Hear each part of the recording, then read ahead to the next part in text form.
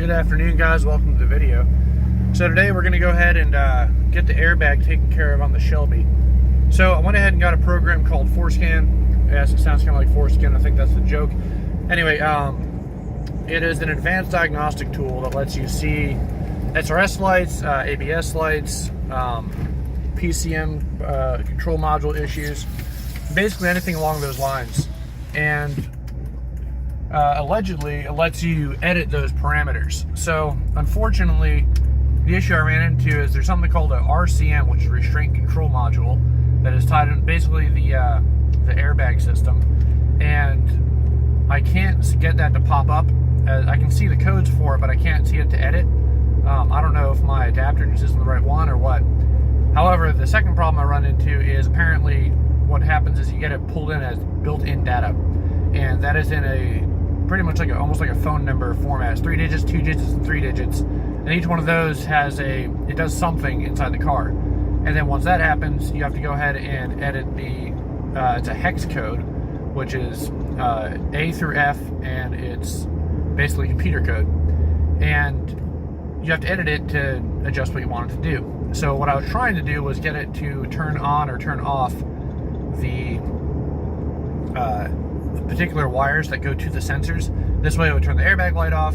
They're not there anyway, so it's not like it's gonna hurt anything. However, I can't actually figure out what the codes mean, because what I didn't know was other people have to come up with the program to read that data and interpret it into human language so we can see what each of those things actually does.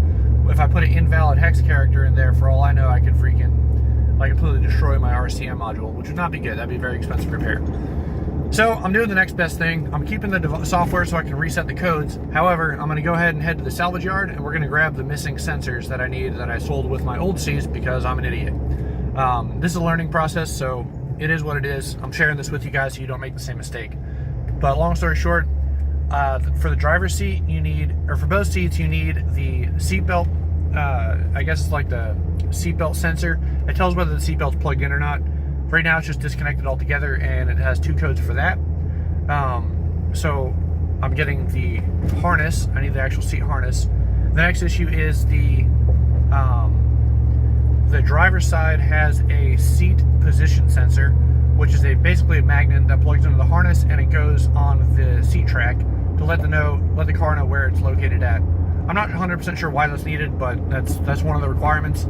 And the last one, which is the real pain in the butt right now, is the the passenger seat occupancy sensor. So that is basically a bladder of gel that sits underneath the passenger cushion between the frame of the seat and the cushion. So there's plenty of room to slide one into the Coubeau seats. The problem is I didn't keep it for my old seats, so I can't, do that. It's also a pain in the butt. I've been looking everywhere to try and find one, haven't been able to find one. So without further ado, we're headed to the junkyard right now. I called ahead. They have 3 different Mustangs in stock right now. They have an 08, which is the one I want to check first because it's the closest to my year. Then they have 2 06 Mustangs. So the plan is to go in there, grab the harnesses out of the seats. I just want to look around and see what else they have. If any mods are available, I can pull them off that. Maybe not for my car, but for the resell. So I'm going to go ahead and check it out. I'm taking you guys along with me, and we'll see what we got. So without further ado, I'll catch you guys at the junkyard. Alright, so as you can see, we're here.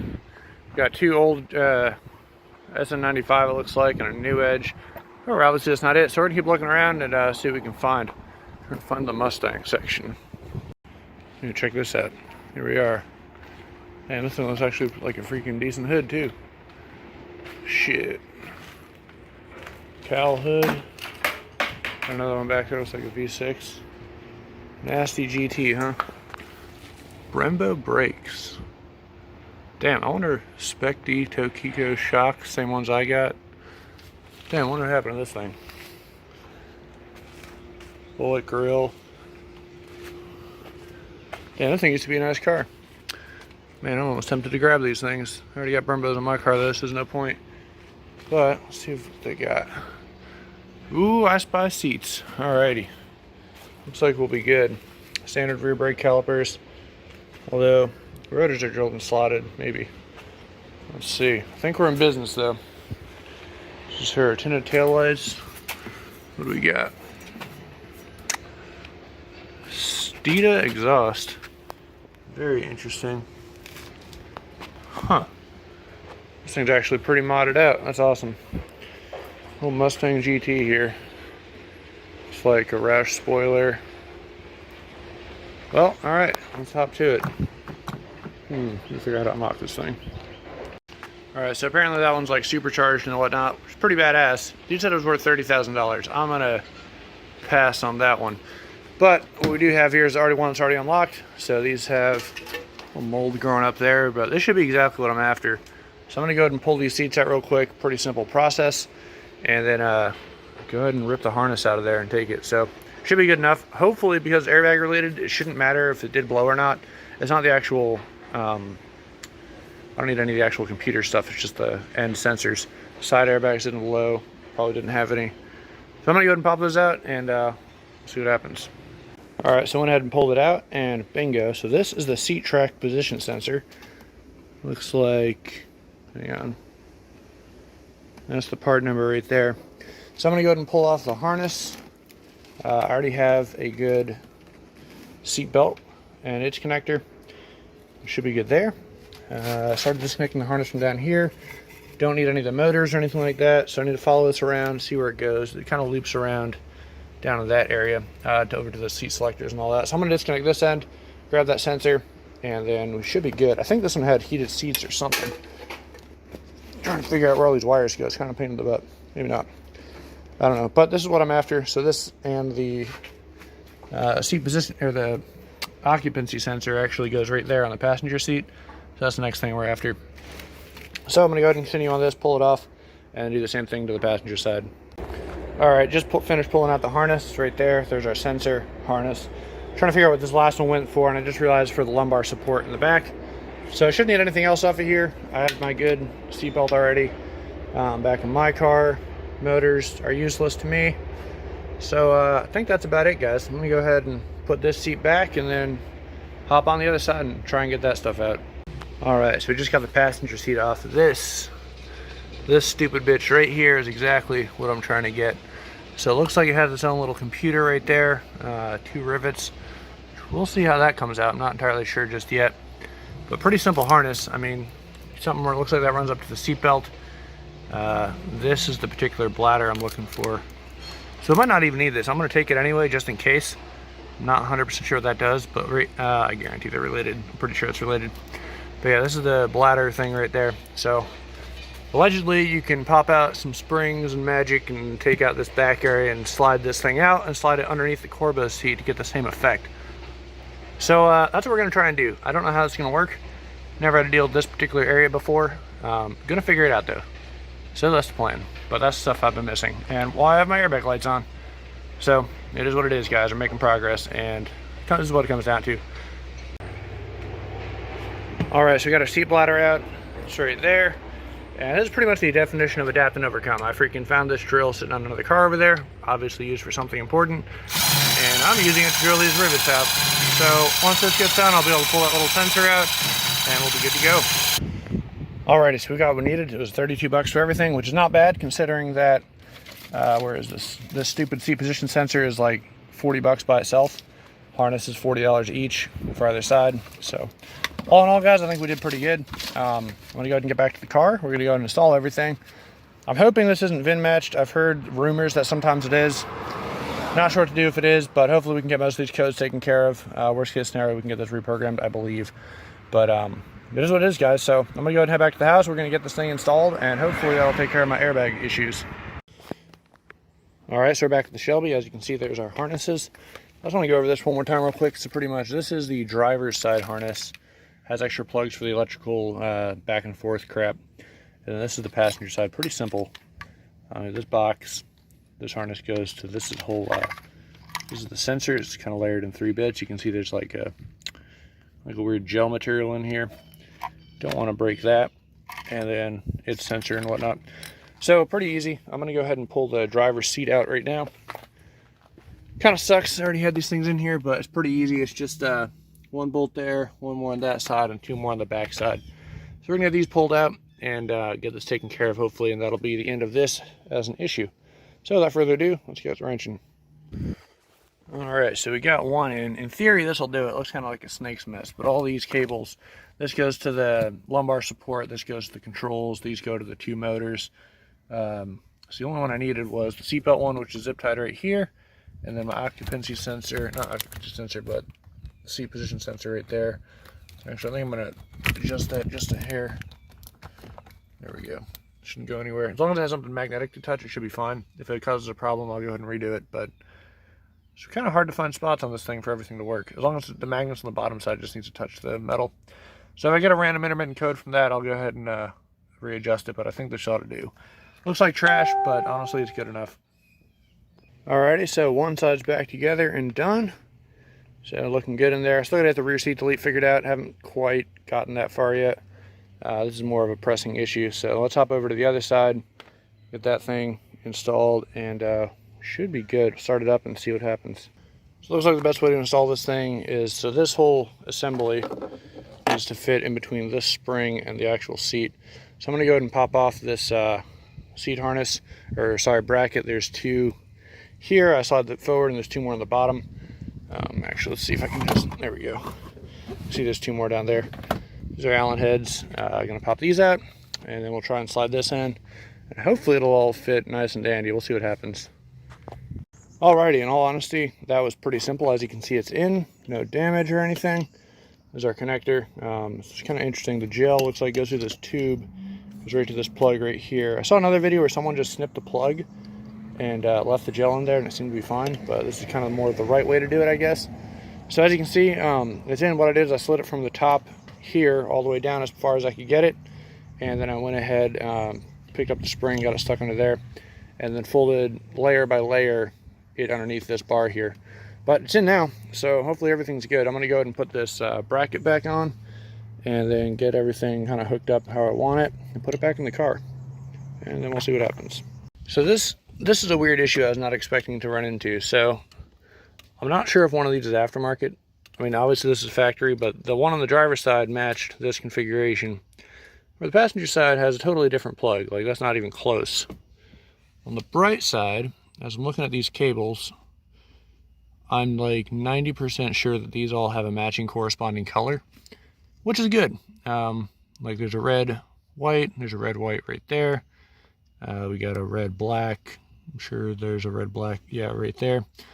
So what I guess I'm gonna do, because I don't know where to get another one of these bad boys, I'll check AutoZone real quick to see if they have, oh, I almost promise you they don't have one of these for this side. But it looks like what we're gonna do, so I'm going to take matters into my own hands. I'm going to cut this, and we're going to cut this, and we're going to make them work. Kind of sketch. I'll have to go back and see if I can grab the other end of this plug.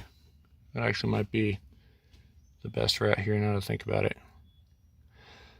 I don't know. It is super irritating. I'm going to figure it out. I'm probably going to wind up cutting this, and I have wire connectors back at the house, disconnects. I think we're going to use those. So it'll be an individual plug per wire, but it should do the trick. Just super irritating. Like, why would you do this? So, lots of stupid issues, but I think that's what we're going to go ahead and do. I'm going to make sure I cut this and leave enough so I can reattach it if I ever need to do that. A little bit of solder, heat shrink, and it'll be good as new. Just kind of irritating. So I'm going to go ahead and, I guess we're going to go ahead and do that real quick. Damn, this is not what I wanted to do right now. All right. Well, I'm going to hop on that, and then I'll shake it with you guys when we're done with that little project. Alright, so I know what I'm going to do. I'm going to make sure that I do have a match for every single one of these cables on this other harness.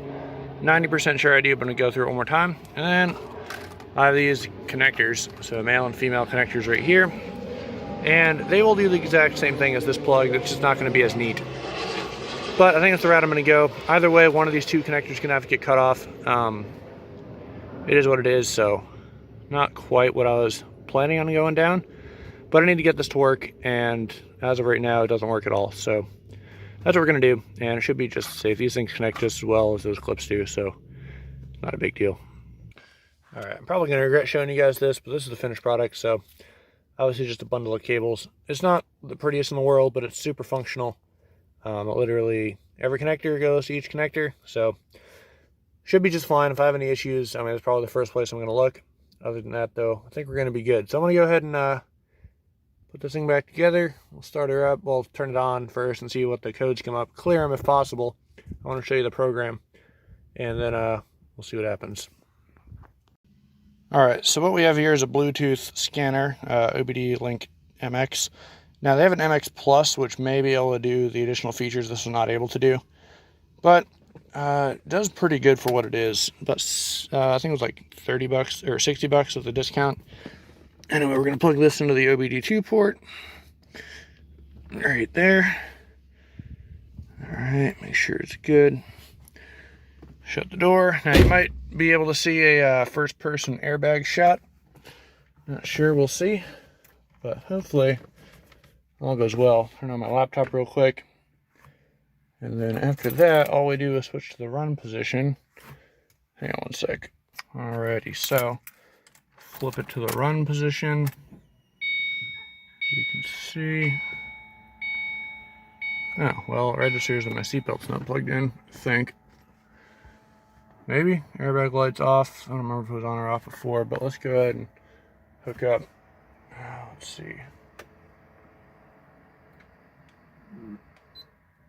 Alright, so this is the program right here.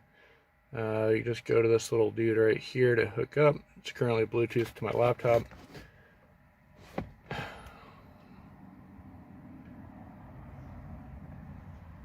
Alright. It's doing its thing. Probably going to have to actually start it up to get it to do anything. DTCs and PCM, we have one code right there. RCM, we still have our 4, looks like 5 codes. Like to save. Sure, why not? Alright.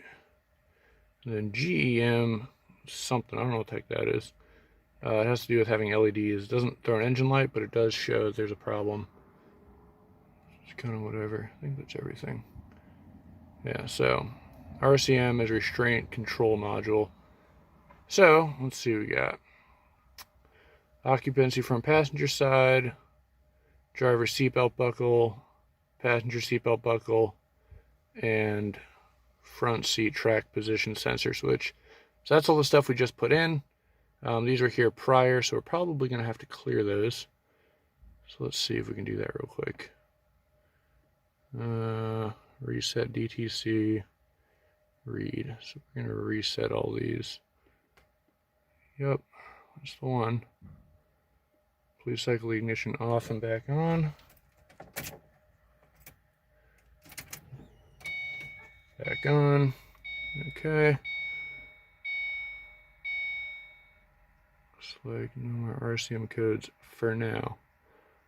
Alright, read DTCs. Nothing for RCM. That's good. Let's go and start it up and see what happens.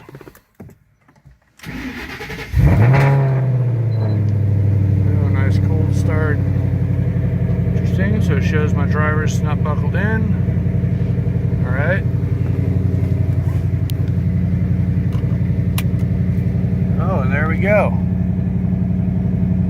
So it looks like we're good.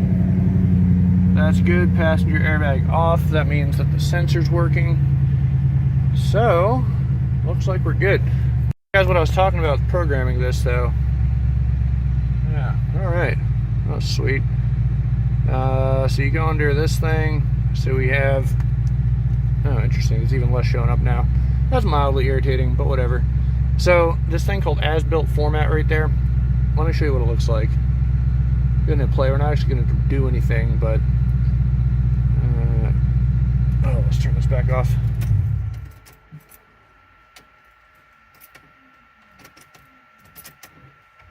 Alright, leave it in the on position. Okay.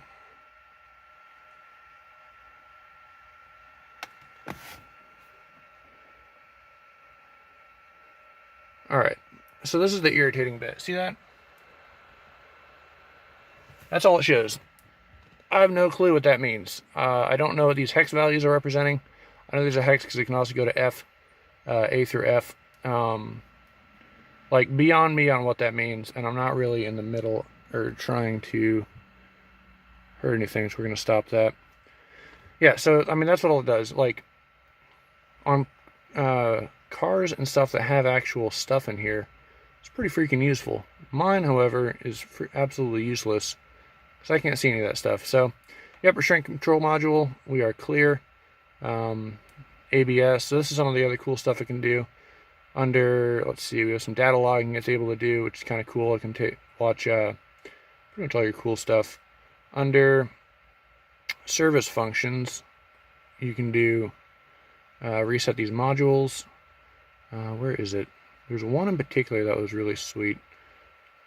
That was this one. So you can do ABS test, and then on one of these, yeah, so I'm trying to figure, I don't remember exactly where it's at, but there's one on here that struck me as pretty cool where you can do like an ABS bleed service procedure and all that fun stuff. And that to me is awesome because then you can redo all this. You can do a lot of the procedures that you can't do with the other thing. Oh, I know why stuff's not popping up. I put an older version of this because I was experimenting trying to get stuff to work. So that's no big deal. This is just an older version of this software. It's called Forescan. It's a free download for Windows. You can get a 2-month free subscription. Not sponsored or anything, but it's just something kind of interesting. All right, guys, so it's freaking hot out. Anyway, thanks for watching. I'm sweating. It's starting to get warm here in Florida. Wish I had a garage with some AC. I do not, so this is what it is. But at least we got the airbag situation figured out. I'm still going to get a rear seat delete. Don't worry about all that crap back there. That's my GoPro and all the paperwork that came with that little Bluetooth adapter. So we're going to go ahead and call it a day for that. I'm glad it worked out. Hope you enjoyed the last video or got a little racing in. Hopefully we got to do it again soon. I'm really waiting for the drag strip to open up, but I mean, with this lockdown, it's being a real piece of crap, so that's going to have to suffice for now. Anyway, guys, thanks for watching. Have a great day, and I'll see you in the next video.